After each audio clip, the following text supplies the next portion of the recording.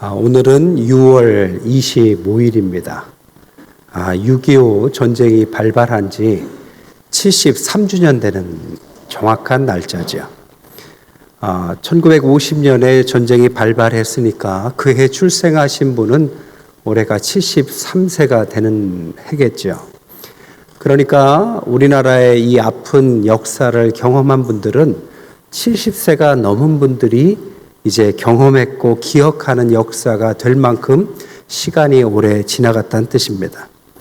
동족끼리 총칼을 맞대고 수백만의 사람들의 사상자를 낸 이 전쟁은 아직도 분단이 고착화되어서 끝나지 않는 전쟁이 되었습니다. 오늘 통일주의를 맞아서 우리 신앙인으로서 나라와 민족에 대해서 함께 은혜를 나눌까 합니다. 오늘 본문은 느헤미야의 이야기입니다. 느헤미야는 나라를 잃었을 때 살았던 젊은이죠. 그 젊은이가 나라를 위해서 눈물로 기도하고 결국에는 나라를 구한 영웅이 됩니다. 어떻게 느헤미야는 나라를 위해서 기도했을까? 첫 번째로는 그는 나라에 대해서 깊은 관심이 있었다라는 것입니다. 즉 그의 애국은 관심에서부터 시작된 거죠. 관심이란 마음의 방향이다라고 말할 수 있어요.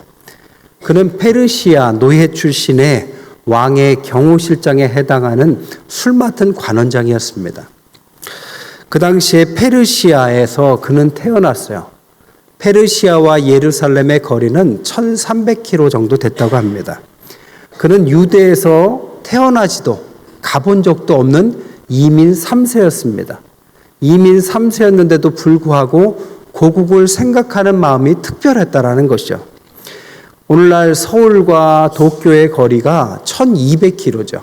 그러니까 거의 그 정도의 거리에 사는 사람, 일본에서 태어난 제1교포 3세가 한국에 한 번도 오지 않았는데 한국에 대한 애통한 마음을 가지고 기도하고 걱정하는 사람, 이게 느헤미야와 같은 것입니다.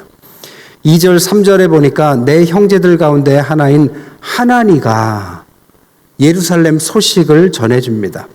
유다와 예루살렘 사람들의 형편을 물은즉 사로잡힘을 면하고 남아있는 자들이 그 지방 거기에서 큰 환난을 당하고 능욕을 받고 예루살렘 성은 허물어지고 성문은 불탔다 하는 이야기를 듣습니다. 그 당시에 느헤미야는 그냥 외국에서 산 정도가 아니라 앞서 밝힌 것처럼 성공한 이민자였습니다. 3세쯤 되죠.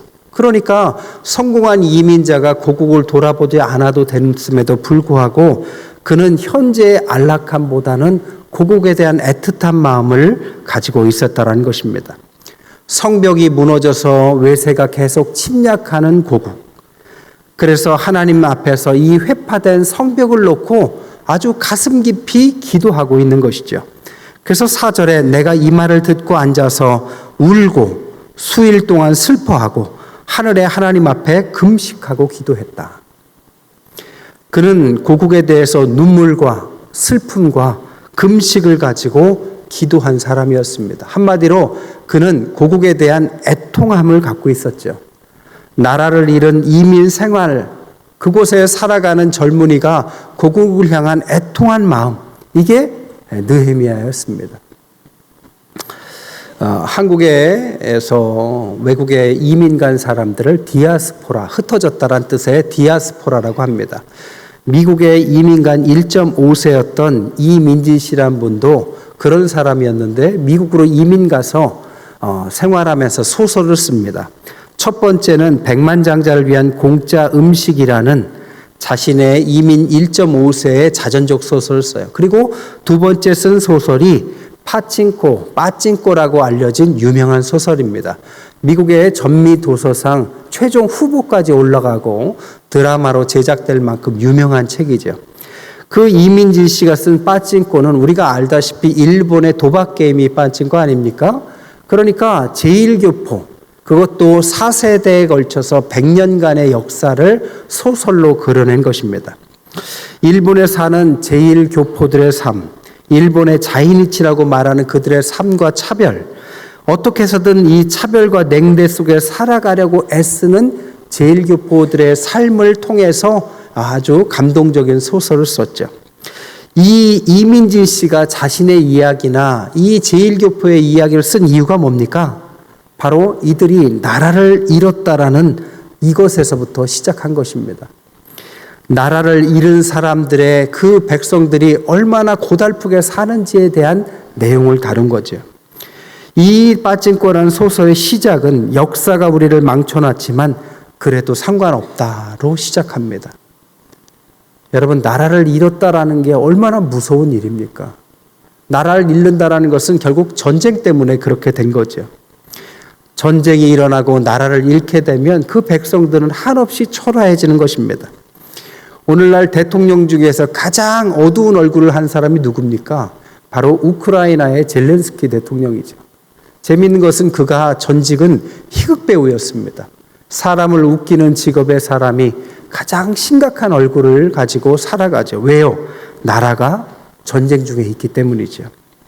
세이브 더 칠드런이 우크라이나에서 일어났던 전쟁의 1년을 가지고 아이들의 삶이 얼마나 황폐화됐는가를 이렇게 보고했습니다. 전쟁의 1년이 지나고 나서 아동을 포함해서 18,657명의 민간인이 죽거나 다쳤다. 아이들은 평균 매일 4명 이상이 죽거나 다치고 있다. 교육시설이 3,025개나 파괴가 되어서 전쟁이 끝나도 아이들을 교육할 시설이 없다. 더 큰 문제는 전쟁이 끝나고 나서 5명 중에 1명꼴로 심각한 트라우마가 있어서 그것을 회복하는 데 상당한 시간이 흐를 거다. 여러분, 전쟁은 무서운 일입니다.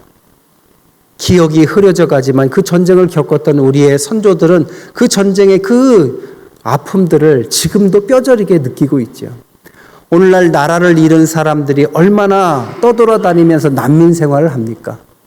나라가 있어도 나라의 역할을 못하는 저 남미나 또 다른 나라들은 백성들이 나라를 버리고 다른 선진국으로 가서 살려고 애쓰는 모습도 보이죠. 나라를 잃었다라는 것은 이만큼 우리에게 큰 아픔을 주는 것입니다. 그렇기 때문에 우리의 첫 번째 마음은 느헤미야와 같이 나라에 대한 지속적인 관심과 애정을 가져야 된다는 것이죠. 두 번째로는 그는 신앙적인 국가관을 갖고 있었습니다. 느헤미야가 생각할 때 우리나라가 왜 이렇게 나라를 잃게 됐냐에 대한 원인을 6절부터 8절에 이렇게 말합니다. 나와 내 아버지의 집이 범죄하여 주를 향하여 크게 악을 행하였다.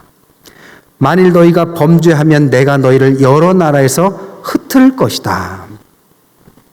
나라를 잃은 원인은 주변의 나라들이 강했기 때문에가 아니라 더 큰 원인은 자신의 민족이 하나님 앞에서 죄를 범했다는 것이죠. 그래서 거꾸로 이야기하자면 국가가 회복된 방법도 9절에 보면 만일 내게로 돌아와 내 계명을 지키면 너희 쫓긴 자가 하늘 끝에 있을지라도 내가 거기로부터 그들을 모아 내 이름을 두려고 택한 곳에 돌아오게 할 것이다. 나라를 잃었던 원인도 하나님 앞에 있다면 나라를 찾는 방법도 하나님 앞에 있다라는 국가관, 성경적인 국가관을 갖고 있었다는 것입니다. 이스라엘은 하나님께서 선택한 나라였는데 이 나라가 흥망성쇠의 기준은 하나님 앞에 어떻게 하느냐가 결과적으로 주변의 나라를 통해서 흥하기도 혹은 쇠하기도 하는 그것을 갖고 있었다라고 믿었다라는 것입니다. 결국 왕은 하나님의 뜻에 따라서 나라를 정의롭게 다스려야만 그 나라가 성공한다라는 전제를 갖고 있는 거죠. 얼마 전에 영국의 찰스 황태자가 수십 년 만에 드디어 왕이 되셨죠. 그 왕이 대관식은 그 나라가 국교가 성공해 개신교이기 때문에 이 국교의 방식으로 진행됐습니다. 그래서 영국의 성공의 캔터베리 대주교가 그 대관식을 집례하는데 섬기는 소명의 대관식이다라고 이름 붙였습니다. 그때 시동이 나와서 이렇게 말해요. 폐하, 우리는 하나님의 자녀로서 왕 중에 왕의 이름으로 당신을 환영합니다. 당신이 왕이지만 더 큰 왕이신 하나님의 이름으로 환영한다. 이렇게 시작하면 찰스 3세의 왕은 나는 하나님 앞에 개신교 신자며 개신교 신자에게 왕위 계승을 보장하는 법률의 의도에 따라 법에 따라 내가 가지는 권능을 다해 이 법률을 지지하고 지켜낼 것을 엄숙하고 성실하게 고백하고 간증하고 선언합니다. 나는 섬김받으러 온 것이 아니라 그분의 이름으로 그분의 모범을 따라 섬기러 왕이 됩니다. 이렇게 대관식을 했다고 그래요. 그리고 나서 제일 먼저 받는 선물이 어떤 거였냐? 바로 성경책을 선물 받습니다. 왜? 성경에 근거해서 통치하겠다라는 상징을 말하는 거죠. 물론 그 나라가 그래서 이상적인 나라라는 뜻은 물론 아닙니다. 하지만 하나님 앞에서 통치하려고 하는 원칙을 보여주는 거죠. 우리도 이 땅에 살아가지만 우리나라가 국교가 기독교는 아니지만 우리는 하나님의 나라를 이 땅에 구현하려는 백성으로서 살아가야 하는 것입니다. 이사야서 11장에 보면 하나님의 나라는 이리와 양이 함께 뛰놀고 어린아이가 독사의 굴에 손을 집어넣어도 해를 당하지 않는 안전한 나라. 로마서 14장 17절에는 하나님의 나라는 먹고 마시는 것이 아니라 의와 희락과 평강이 넘치는 나라. 주기도문에서는 하나님의 나라가 지금도 이 땅에 임하는 것이 하나님의 나라다라고 이상적인 하나님의 나라를 그리고 있습니다. 어거스틴은 그래서 이것은 우리에게는 두 가지의 나라가 있다. 하나는 하나님의 나라이고 또 하나는 세속의 나라인데 우리는 하나님의 나라의 시민권자이며 또한 세속의 나라의 시민권자라는 두 나라의 백성으로 살아야 하는 것이다. 그래서 이 땅에서 세속에 물들지 않고 이 땅에 살아가면서 하나님의 나라를 만들어가려는 노력이 우리에게 필요하다라고 말했습니다. 그러기 위해서 우리가 지켜야 될 몇 가지 의무가 있어요. 첫 번째로는 가이사의 것은 가이사에게 납세의 의무가 있습니다. 두 번째로는 국방의 의무가 있어요. 세 번째로는 국가의 법을 준수하는 의무가 있습니다. 하지만 이런 의무들은 세상에 있는 모든 사람들이 지켜야 되겠죠. 특별히 우리 크리스찬들에게 지켜야 될 두 가지 특별한 것이 있다면 첫 번째로는 위정자들에 대한 존중과 기도의 의무가 있는 것입니다.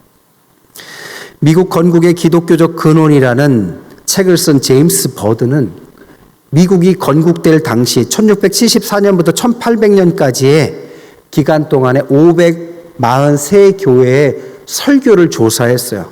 그래서 나라가 건국되고 안정될 때까지 기독교의 이름으로 건국된 나라에서 어떤 설교를 했는가 해서 17,148편의 설교문을 인용을 검색을 했는데 그 중에서 최고로 많이 인용된 구절은 로마서 13장이었다고 합니다. 이 로마서 13장이 이렇게 시작합니다. 각 사람은 위에 있는 권세들에게 복종하라. 권세는 하나님으로부터 나지 않음이 없나니 모든 권세는 다 하나님께서 정하신 바라. 그러므로 권세를 거스르는 자는 하나님의 명을 거스르니 거스르는 자들은 심판을 받게 된다. 여기서 말하는 권세는 이 땅의 권세자들에게 복종하라는 의미도 있지만 또 다른 의미는 이 땅을 정치하고 지배하고 다스리는 이 권력자들에게 이 권세가 하나님께 있다라고 하나님을 두려워하라는 의미의 이중적 의미가 있는 것입니다. 우리는 이 땅에 살면서 가시적인 국가에 소속되어 살아갑니다. 우리가 저 하나님의 나라를 천국을 꿈꾸지만 이 땅에서의 나라도 무시할 수 없는 거죠. 그렇다고 이 땅의 나라를 너무 신성시하거나 필요악으로 생각할 필요는 없습니다. 이 땅에 살아가는 나라는 그 역할이 신성하도록 우리가 믿고 세워가야 된다는 거죠. 그것을 위해서 우리 크리스찬들은 국가를 위해서 헌신한 분들이 정말 잘 세워져고 정말 그분들이 국가를 잘 다스리도록 순종하고 기도해줘야 될 의무가 있는 것입니다. 미국은요, 국가에 대해서 헌신하는 분들을 특별하게 대우합니다. 대표적으로 우리가 잘 아는 군인이나 경찰이나 소방관들에 대한 대우가 특별해요. 군인들을 얼마나 특별하게 생각하느냐, 휴가를 나오거나 퇴직을 하면 몰래카메라를 해요. 그래서 집에 가면 아이들의 학교나 아이들이 다니는 직장을 몰래카메라가 찾아가면 아버지가 몰래 이제 휴가에서 돌아온 것을 아이들이 그렇게 신나게 반깁니다. 그러면 모두가 다 박수를 쳐줘요. 그리고 비행기를 타도 좋은 비즈니스나 퍼스트 클래스를 군인들에게 양보하는 일도 종종 있고, 음식점에 들어가도 음식값을 안 받을 정도로 군인들을 선대하고 존경해 준다고 합니다. 실제적으로 군인을 은퇴하고 나시면 아무 대학이나 지원해서 갈 수 있는 권한이 생깁니다. 그리고 학비는 무료고요. 생활비도 줘요. 주택을 임대하려면 아주 무이자로 대출도 해준다고 합니다. 이만큼 나라를 지키려는, 물론 모병제지만 나라를 지키려는 군인들을 아주 훌륭하게 대우해 주죠. 또한 그들은 경찰들이 모든 공무원 중에서 가장 월급을 많이 받는 고위 공무원이라고 생각할 만큼 대우를 잘해준다고 합니다. 또한 소방관들은 어떨까요? 우리나라의 아이들에게 꿈이 뭐냐 하면은 부모나 아이나 의사요 하기에 쉬운데, 미국의 아이들은 소방관이 되려는 아이들이 대부분입니다. 왜냐? 소방관이 그만큼 영웅시대이기 때문이에요. 왜? 이들이 우리를 지켜주는 영웅이다라고 가르치고 믿기 때문입니다. 실제적으로 소방관의 초임은 대략 7만 불, 한국으로 말하면 8천만 원이 넘는다고 합니다. 그렇게 좋은 대우와 우리를 지켜주는 사람이라는 생각 때문에 아이들은 소방관을 꿈꿔요. 왜 이런 나라를 만드느냐? 국가를 위해서 지키고 애쓰는 사람들을 그만큼 높이 평가해야만 국가가 건강하게 유지된다는 생각을 갖고 있기 때문입니다. 또한 우리가 의무를 가르쳐야 될 두 번째는 평화를 위한 기도와 노력의 의무를 우리 크리스찬들은 배워야 합니다. 예레미야 29장 7절에는 너희는 내가 사로잡혀 가게 한 그 성읍의 평안을 구하고 그를 위하여 여호와께 기도하라. 그 성읍이 평안함으로 너희도 평안할 것이다. 크리스찬들은 우리 이 땅에 살아가면서 평화를 위해서 기도해야 됩니다. 우리나라의 내부적인 평안과 우리나라의 국제적인 평화를 위해서 우리는 다 기도해야 합니다. 내부적으로 우리는 너무나도 많이 분열을 향해서 가고 있습니다. 여러분, 태극기와 촛불이라고 상징되는 진보와 보수로 나라가 양분되어 있어요. 여러분, 진보와 보수의 정치적인 성향은 어느 나라에나 있는 것입니다. 그것은 다양한 것이고 이 다양성을 통해서 나라가 발전하는 것입니다. 보수는 나라를 강하게 만들고 부강하게 만들려고 하고, 진보는 어려운 사람들이 없게 만들려고 하는 것뿐입니다.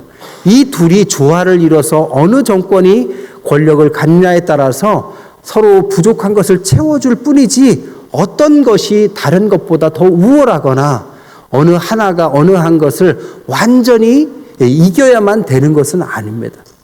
누구에게나 정치 성향에 동의하는 편이 있지만 문제는 뭐냐? 그것이 점점 극한의 갈등으로 치달아가면 그 갈등의 끝은 오히려 서로의 꿈보다는 서로의 더 어려움들을 초래한 나라의 패망과 어려움으로 이어진다는 거죠. 아만다 리플리는 이것을 극한 갈등이라는 책에서 써냈습니다. 그가 말하기를 이러한 현상을 고도 갈등이라고 하는데, 현대사회 한국뿐만 아니라 전 세계에서 이 고도 갈등이 일어나서 정치 성향의 차이가 극한의 갈등으로 치달아서 결국에는 나라가 점차로 국운을 잃어가는, 쇠약해가는 결과를 초래한다는 겁니다. 그래서 이 고도 갈등을 해결하기 위한 방법이 뭐냐? 뾰족한 수가 있는 것이 아니라 극한에 서 있는 사람들이 서로 미워하기보다는 그 지도자들이 만나서 대화하고 서로의 차이점을 발견하고 이해하려고 하는 노력을 하지 않으면 분열은 가속화된다는 것입니다. 여러분, 사단의 이름의 뜻에는 분열이라는 이름이 뜻이 갖고 있어요. 그렇기 때문에 이 분열을 그냥 놔두고 점점 분열로 향해 가는 것을 크리스찬들이 그냥 말면 되지 않습니다.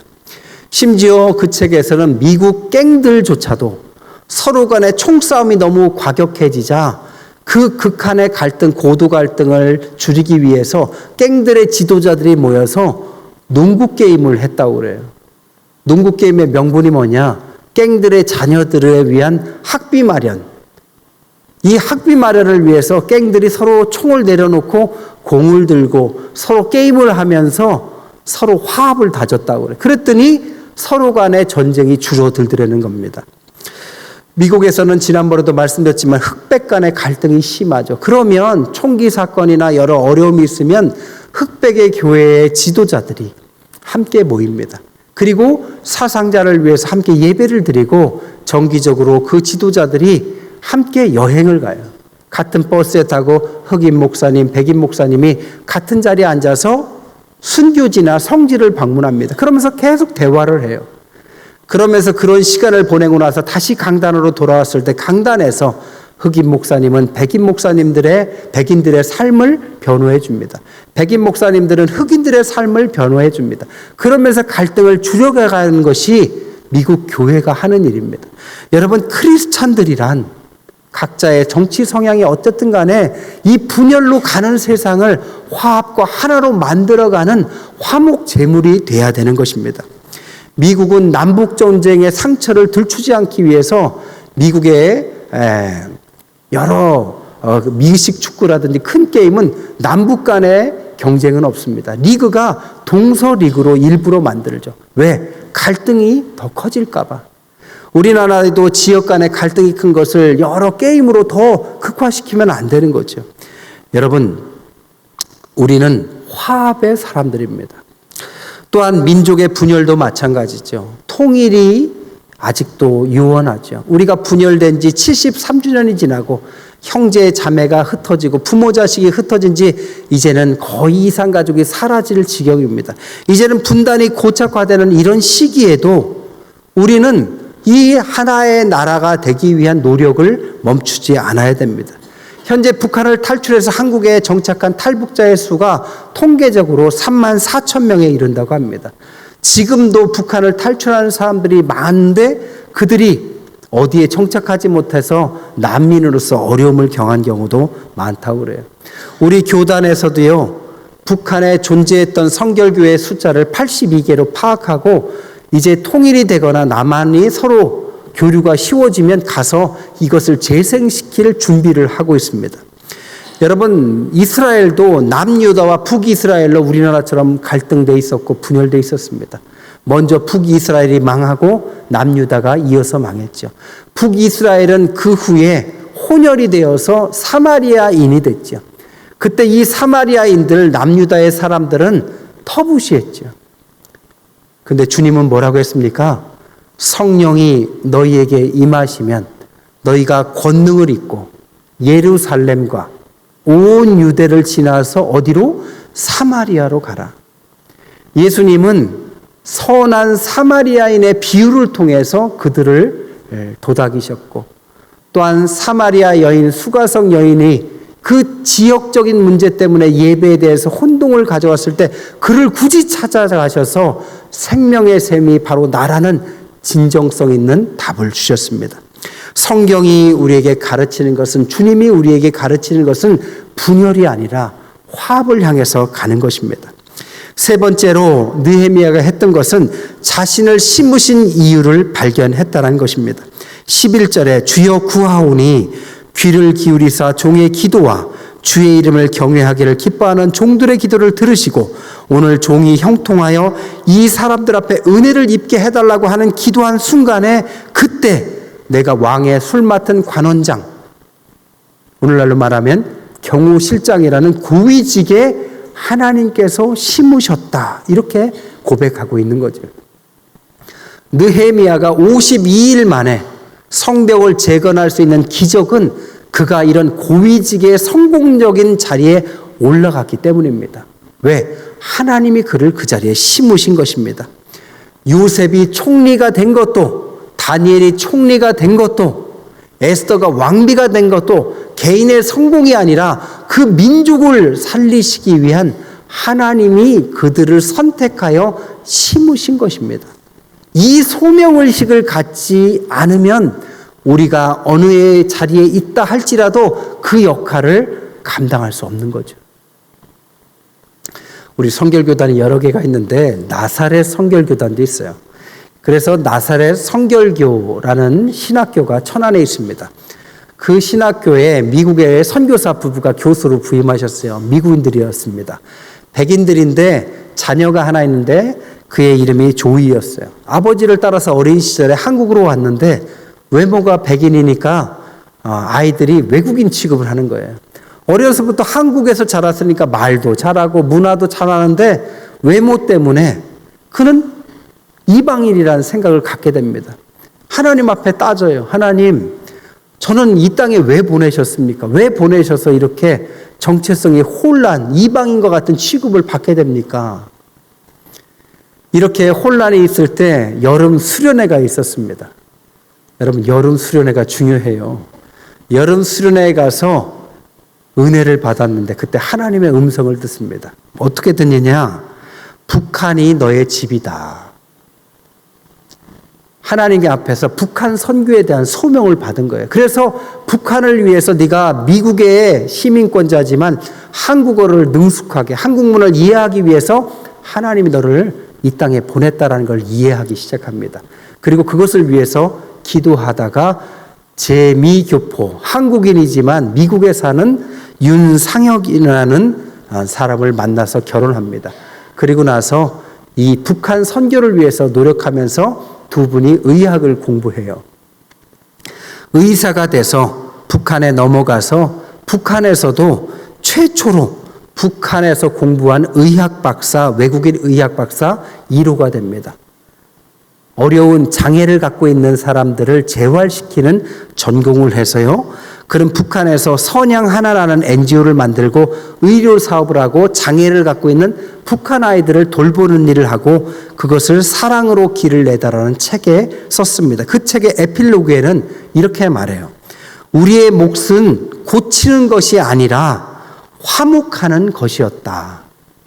하나님은 우리를 그들에게 심판자로 혹은 교정자로 보낸 것이 아니라 누구도 포기하지 않는 하나님의 사랑으로 우리를 보내셨던 것이다. 하나님이 그들을 북한에 심으신 것입니다. 말씀을 정리할게요. 하나님이 왜 우리를 심으셨을까? 왜 우리를 부르셨을까? 왜 우리가 어떤 자리에 가야만 하고 그것을 해야만 한다면 그 소명의 이유가 무엇인가? 오늘 나라를 생각하면서 한 번쯤 생각해 봐야 되는 것입니다.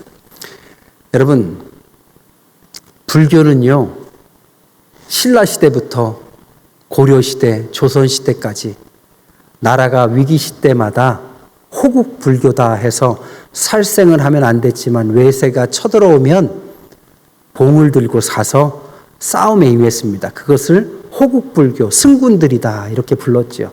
그래서 나라를 잘 지키는데 일조했습니다.